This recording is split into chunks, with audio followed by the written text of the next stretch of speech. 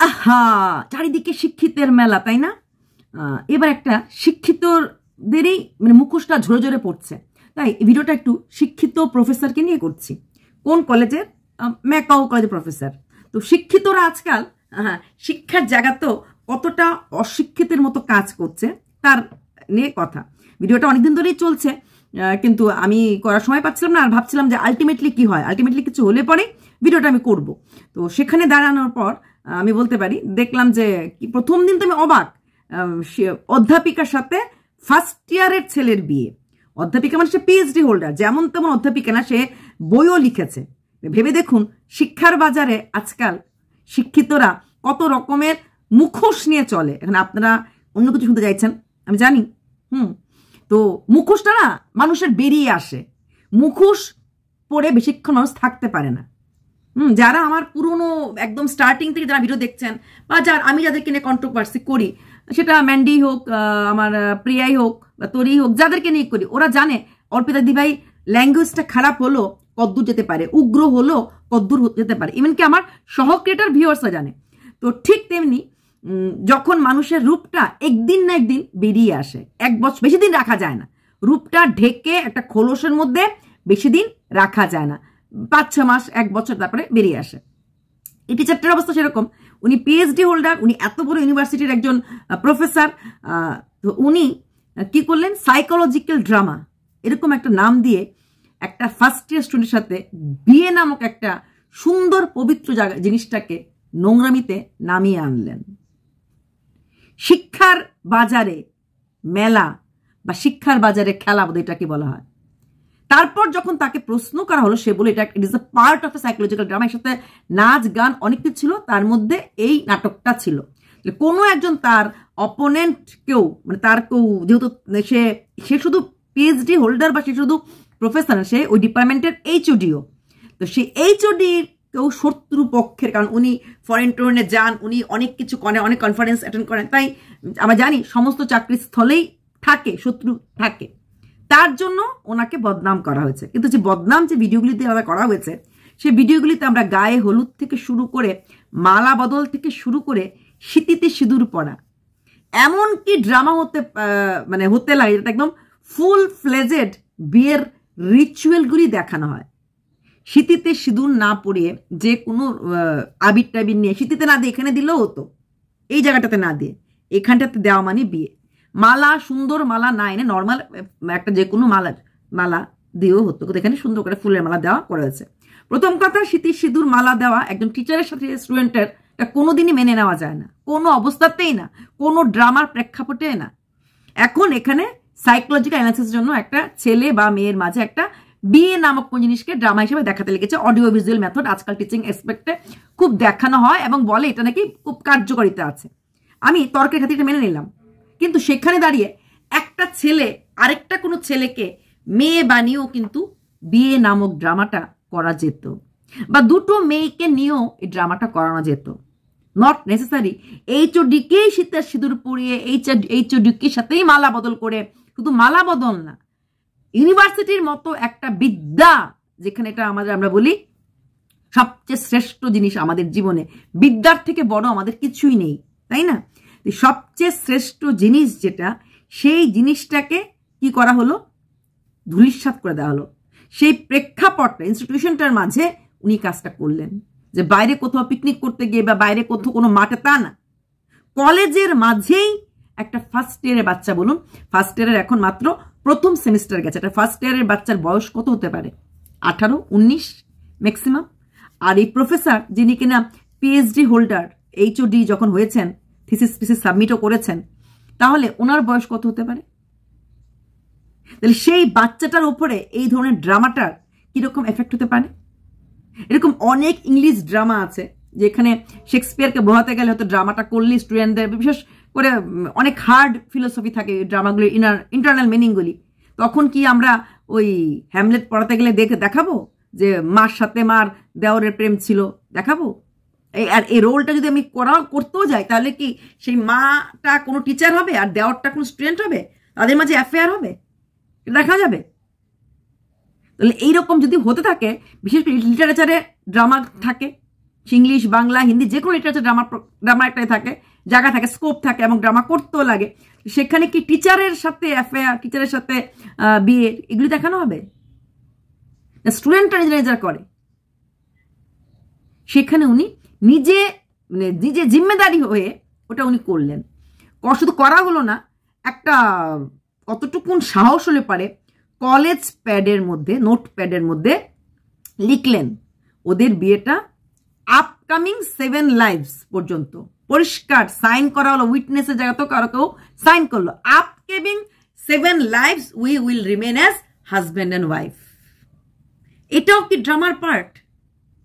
ড্রামাতে এত সুন্দর without any ভুল এত সুন্দর ইংলিশ ওয়ার্ড লিখে ড্রামা করতে লাগে? আপকামিং মানে আমরা যেটা বলি 7 জন্ম, সেই রকম একটা নথিপত্র লেখা হলো। এটা ভাবা যায়, চিন্তা করা যায়। তারপরেও সেই মহিলা জোর গলায় বলছে যে আমাকে বদনাম করার জন্য এরকম প্ল্যানিং। মানে তার মাঝে কোনো রকম ভয় ঘেন্না নেই যে আমি এত বড় অন্যায় কাজটা, ভুল কাজ করেছি। হায় রে শিক্ষা! এটাই বোধ হয় শিক্ষার মর্যাদা, তাই না? আসল কথা, এই মহিলা বেসিক্যালি তার মাথাটা ঘেটে কোনো টিচার কোনোদিনই তার স্টুডেন্টের হাত থেকে সিঁতির সিঁদুর বা গলায়, নর্মালি মালা এক জিনিস, টিচারকে মালা দিচ্ছে, এটা হতেই পারে, রিটায়ারমেন্টে গেল আমরা মালা দিচ্ছি, বা তার কোনো অনুষ্ঠান আছে, তার কোনো স্পেসিফিক কোনো অনুষ্ঠান, সেটা আলাদা কথা। কিন্তু তাকে মালা বদলের মতো করে হাতের ভেতরে দিয়ে মালা পরানোটা, এটা আমরা ভাবতে পারি? ভাবতে পারি না। টিচার মানতে পারে আমার স্টুডেন্ট কি বলছে, স্টুডেন্ট এগুলো কি বলছে। বরং টিচার, অনেক ইয়াং টিচারকে আমি দেখেছি যারা রীতিমতো, মানে এরকম হয়েছে ক্লাস 11-12 ক্লাসে নতুন পিজিটি ইংলিশ, মানে যে 11-12 ইংলিশ পড়ায়, সে টিচারের বয়স 24 ইয়ার্স, অপূর্ব সুন্দরী দেখতে। তাই ছেলেরা, ইয়াং ছেলেরা অনেক সময় টিটকারি করে মেরে দিল, আরে ম্যাডাম আপকা শাদি হো গয়া, কুছ দিন ওয়েট কর লেতে, এরকম নটঙ্কি কথাবার্তা চলে আসে স্টুডেন্টের মুখ থেকে। তখন অন্য কোন টিচার গিয়ে সেরে শার্টের কলার ধরে ওয়ালের মধ্যে নিজের চোখে দেখেছি মারতে। শার্টের কলার ধরে কি বললি? ওই টিচার একদম নতুন টিচার তো থতমত খেয়ে গেছে, কি বলছে। হ্যাঁ, নতুন জয়েন করেছে, মারছে। মে মাসে বিয়ে হয়েছে, জুন মাসে স্কুলে এসেছে, তখন স্টুডেন্ট ক্লাস 12, মানে ওরা বেরিয়ে যাবে, স্টুডেন্ট পাস হয়ে যাবে। তো ওই সময়টা তো একটু থাকে না ব্যাপার, কুছ পরবানি। সেই স্টুডেন্ট টিচার লাল হয়ে গেছে, আর অন্য টিচারের কাছে গিয়ে বলছে, সেই টিচার এসে একদম কলার তুলে মেরে দিয়েছে। এটা হতে লাগে টিচার, যখন যেটুকুন প্রয়োজন তখন সেটুকুন দিতে লাগে, তাই তো? আচ্ছা, এইবার আসছি। তো সেখানে তার টিচার বললো তাকে বদনাম করার জন্য এগুলি করা হয়েছে। আরে বদনাম কেউ কাউকে করতে লাগে না, যারা বদনামের মাঝে থাকে তারা এমনিতেই বদনাম হয়ে যায়।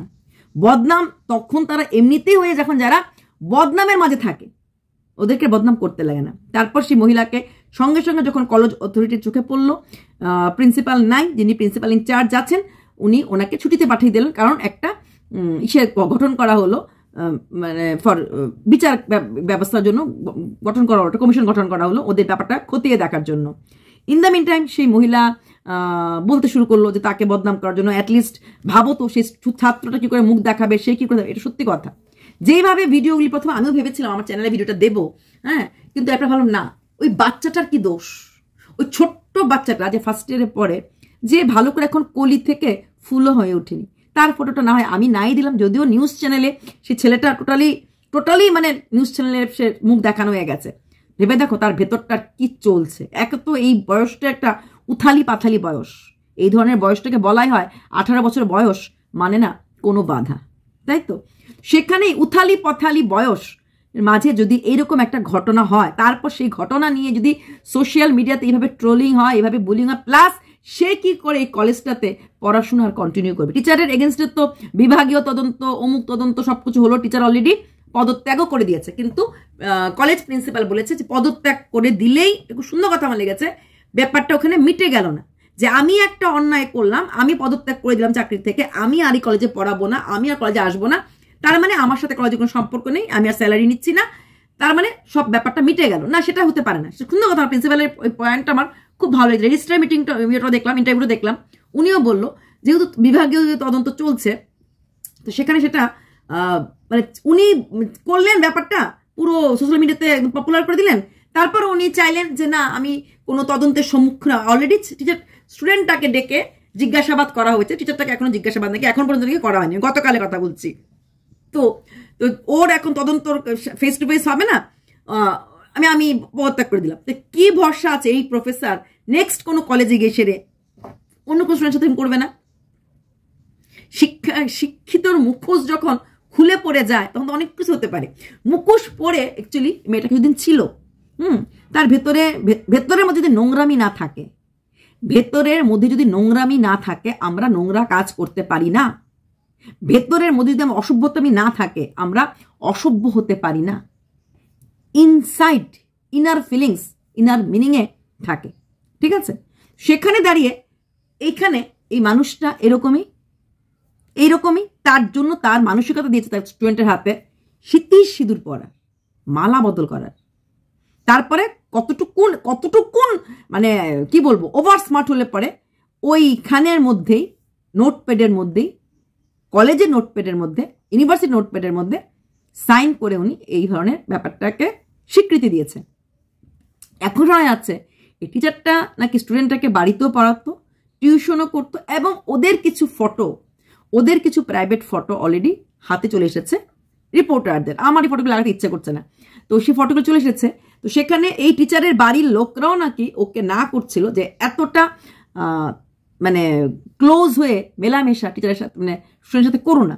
কিছুদিন আগে ওরা পিকনিকে গেছিল, ওইখানে যাওয়ার পরও নাকি এই টিচারের সাথে স্টুডেন্টের সাথে নাকি টিচার অনেকটা ক্লোজ মেলামেশা করেছে, অনেকটা ক্লোজ মেলামেশা। এইগুলি কিন্তু মানা যায় সাধারণত। এই জিনিসগুলি কখন আমি বলছি এরকম হয়, জেন্টস টিচার অনেক সময় যখন 11-12 পড়ায় বা কলেজে পড়ায় তখন হয়তো কোনো ছাত্রীর প্রেমে পড়ে যায়, কারণ ছাত্রীরা বয়স ছোট থাকে। এইখানে তো অপোজিট, এখানে একটা ফিমেল টিচার একটা ছোট্ট ছেলে। এখন তুমি বলবে ম্যাডাম আপনি এখানেও ডিসক্রিমিনেশন করছেন, মেল টিচার যখন প্রেমে পড়ে সেটা অন্যায় হয় না? ফিমেল টিচার সাধারণত আমাদের সমাজে ছেলেরা মেয়েদের থেকে বয়সে বড় থাকে, এটা আমাদের জন্মগত অবস্থা থেকে আমরা জেনে আমাদের এই শিক্ষাটা যে হাজবেন্ড বা একটু বড় থাকে, বড় বা সমান সমানে, ছোটটা কম হয়। আর ছোটটা একটা স্টুডেন্ট যখন ক্লাস 12-এ পড়ে বা কলেজ ফার্স্ট ইয়ারে পড়ে তার সাথে সেই কলেজের বা স্কুল টিচারের বয়সের পার্থক্যটা অনেক বেশি থাকে। অনেক সময় এরকম প্রাইভেট পড়তে অনেক সময় ওই টিচারের সাথে ওই স্টুডেন্টের হয়ে যায়। এরকম আমি দেখেছি, আমাদের ইউনিভার্সিটিতেও দেখেছি। পার্ট টাইম লেকচারার, বিশাল ব্রিলিয়েন্ট ছিলেন সেই স্যার, আমি নাম বলবো না। তো উনি আমাদেরই সিনিয়র দিদি, মাস্টার ডিগ্রির সময়, এটা কলেজের না, মাস্টার ডিগ্রি যখন করা হচ্ছিল, উনি মাস্টার ডিগ্রি করছিল, উনি মাস্টার ডিগ্রি ইউনিভার্সিটির প্রফেসর ছিলেন। মাস্টার ডিগ্রি করার একটা ছেলে, একটা মেয়ে, আর মাস্টার ডিগ্রি পাস আউট, বেশি দিনের বয়স তো না, 3-4 বছরের ডিফারেন্স। সেখানে একটা লাভ অ্যাফেয়ার চলে আসতেই পারে। তো এখানে একটা পিএইচডি হোল্ডারের মেয়ে আর একটা ফার্স্ট ইয়ারের ছেলে, আর যদি এই অবস্থাই হয় আমাদের সমাজে, টিচাররাই যদি যাদেরকে কিনা মানব গড়ার কারিগর বলা হয়, এই কারিগর যদি ডিফেক্টিভ হয়ে যায় তাহলে মানবগুলি কিভাবে গড়বে বলুন তো, কি অবস্থায় গড়বে? তারপরও টিচারের বিন্দুমাত্র কোনো রকম লোক লজ্জা ভয় কিছু নেই। বলছে একবার ভাবুন ওই স্টুডেন্টটার কি হয়, সেটা আমিও ভাবছি। ওই স্টুডেন্টটা কি করে মুখ দেখাবে, স্টুডেন্টটা কি করে থাকবে, স্টুডেন্টটা কি করে, এটা সত্যি কথা। তার ভেতরের ফিলিংস, তার মধ্যে সোশ্যাল মিডিয়া ট্রোলিং, তারপর সেই ইউনিভার্সিটিতে যাওয়া, সে এখন দেখো টিচারটা তো ওকে ফাঁসিয়ে ফুসিয়ে এইসব করার পর দিব্যি পদত্যাগ করে দিল। আর যেহেতু তার ডিগ্রি আছে, হয়তো সেখান থেকে বেরিয়ে গেল, অন্য কোনো ইউনিভার্সিটিতে চাকরি পেয়ে যাবে। যদি পশ্চিমবঙ্গে না পায়, অল ওভার ইন্ডিয়াতে পেয়ে যাবে, কারণ যার কাছে ডিগ্রি থাকে যথেষ্ট ব্রিলিয়েন্ট, তো সেখানে তার তো কোনো অসুবিধা হবে না। কিন্তু এই ছেলেটা কোথায় কোন কলেজে পড়তে যাবে? এই যখন অশিক্ষার মোড়কে বিক্রি হয়, বা শিক্ষিত লোক যখন অশিক্ষিত মতো কাজ করে, তাকে হয়তো কোনোদিন কোনো অবস্থাতেই ক্ষমা করা যায় না। ক্ষমার মতো করে ক্ষমা করা কোনোদিন যায় না, কারণ তারা অনেকটা জেনে বুঝেই ভুলটা করে, না জেনে বুঝে না। উনি আজকে MA ফার্স্ট ইয়ার বা MA সেকেন্ড ইয়ার কারোর সাথে অ্যাফেয়ার থাকতো, তাহলে মানা যেত যে হ্যাঁ এর সাথে তার অ্যাফেয়ার আছে, কিন্তু ঠিক আছে কয়েক বছর ছোট বড়, সেটা মানা যেত। কিন্তু সেটা না করে উনি এই অবস্থাতে গিয়ে একটা মাত্র 12 পাস আউট ফার্স্ট ইয়ারে পড়ছে। প্রথম আমি ভেবেছিলাম MA ফার্স্ট ইয়ার টেস্টের হবে, 2-3 বছর ছোট বড় আছে হবে। যখন আমি দেখলাম BA ফার্স্ট ইয়ার স্টুডেন্ট, আমি হা হয়ে গেলাম। বিষয় হা হই না, কারণ এখন অনেক শিক্ষিতর মুখোশই খুলে পড়ে যাচ্ছে, তাই না? আর সেই শিক্ষিত মুখোশটা আমরা খুব সুন্দর করে দেখতেও পাচ্ছি। চলো এইটুকুনি বললাম ভিডিওটা নিয়ে। তো তোমরা তোমাদের মতামত জানিও যে আজকে প্রফেসর এরকম নোংরামিতে পৌঁছে গেলে আমরা কোথায় যাব, দেশের জনগণ কোথায় যাবে, আমাদের যে ফুটন্ত কলিগুলি, ছোট ছোট বাচ্চা কলিগুলি, এরা কই যাবে? স্কুল লাইফের টিচারদের সাথে ক্রাশ অনেকের থাকে, কলেজে অনেক সময় ক্রাশ থাকে, এটা আমরা শুনি টিভিতে বা ভিডিওতে আমরা দেখি বা গল্প শুনি যে আমি যখন ক্লাস 7-এ পড়তাম আমার একটা ম্যাম ছিল ইংলিশের, ম্যাথস, এরকম। কিন্তু ওখানে ওই প্রেম বিয়ে ওইগুলি হয় না, হতে পারে না।